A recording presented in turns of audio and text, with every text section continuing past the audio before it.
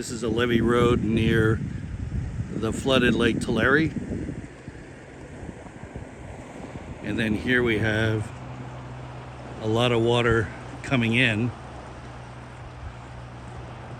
There must be access pipes underneath that road.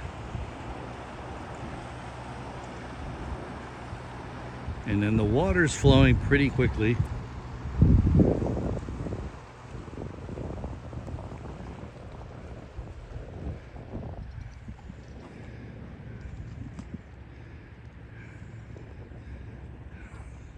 Into the flooded lake, which is down that way.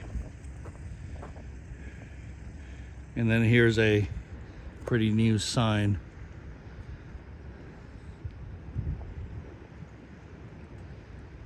So, yeah, this is pretty bad.